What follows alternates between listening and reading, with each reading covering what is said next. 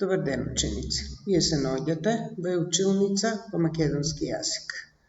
Јас сум Весна Анđелевска, наставник по македонски јазик во Општинското основно училиште Лазо Ангеловски од Скопје. Денес ќе зборуваме за паралелна рима и ќе ви представам повеќе примери на строфи и стихови во кои што имаме паралелна рима. Целта на овој час е всушност вие да научите и да знаете да ја препознавате паралелната рима, да знаете да пронаоѓате примери со паралелна рима и секако да знаете да ја употребувате и да ја користите во вашите лични творби. Ние во претходните оделенија, ја научивме и поделбата на римите според местото на акцентот во нив и рековме дека имаме машка, женска и дактилска рима. Исто така веќе знаеме дека римите се делат и според местото во самата строфа, односно како се веќе планирани и како се распоредени во самата строфа. Според тој тип на поделба ние разликуваме паралелна, крстена и обгрлена или така наречена гушната рима. Паралелната рима е всушност онаа рима кога се римуваат зборови во два, а може и во повеќе последователни стихови. Ако строфата има 4 стиха, односно ако строфата е катрен, тогаш се римуваат првиот и вториот стих и третиот и четвртиот стих. Пример за паралелна рима во строфа од 4 стиха или катрен. Она што го зборувавме со обележување на стиховите со букви, еве тука гледаме дека шемата на паралелна рима во строфа од 4 стиха е АА, ББ, а се римуваат стиховите, односно зборовите шират, вират, горат, зборат. Од него шурките колава се шират, во скришните длапки на крвта се вират, во тајните места на срцето горат и се така гласно жуборно зборат. Еве пример за паралелна рима во строфа од 2 стиха или во дистих. Ветрот низ поле луд да не мине, цвеќиња лисија сам да не кине, невидлив облак млеко да роси за сите жедни, гладни и боси. Патишта нови секде да водат, војни да нема, песни да бродат.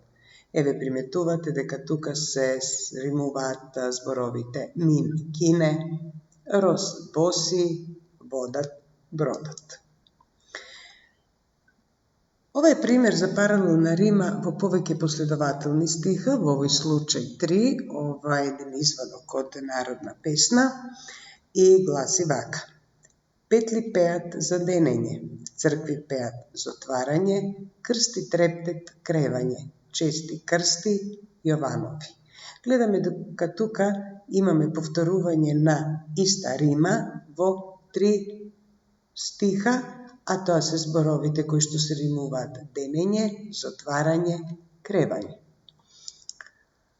Еве една поетска творба, една убава песна есен од Боро Ситниковски, во кој што е запазена паралелната рима и тука ви се обележени парови на римите со црвена и со зелена боја. Сега ќе ја прочитаме. Еве, капат лисја златни, течат води матни, веат ветрој луди, надвор веќе студи. Ластовица мила, шири леки крилја, на пат ке си оди, преку сини води, во потопла клима, кај што нема зима, кај што цути цвете и зиме и лете.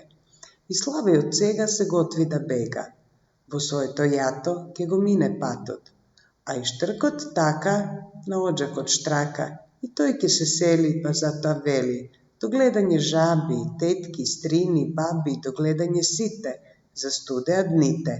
Капат лисја златни, течат води матни, веат ветрој луди, надвор веќе студи. Еве гледате дека се римуваат зборовите златни, матни, луди, студи, мила крилја, оди води, клима зима, цвете лете, сега бега, така штрака, сели вели, жаби баби, сите дните, златни матни, луди студи. Приметувате сигурно дека самата рима веќе допринесува да песната биде и посликовита и да биде помузикална, полесно се памти и нормално, нели, допринесува и до на лирското јас или до самата емоција во песната. За да видиме колку сте совладале, нели, се она што зборувавме за римата, особено за паралелната рима, обидете се како домашна работа да напишете творба од 2 катрена со пејзажен мотив во која ќе употребите паралелна рима.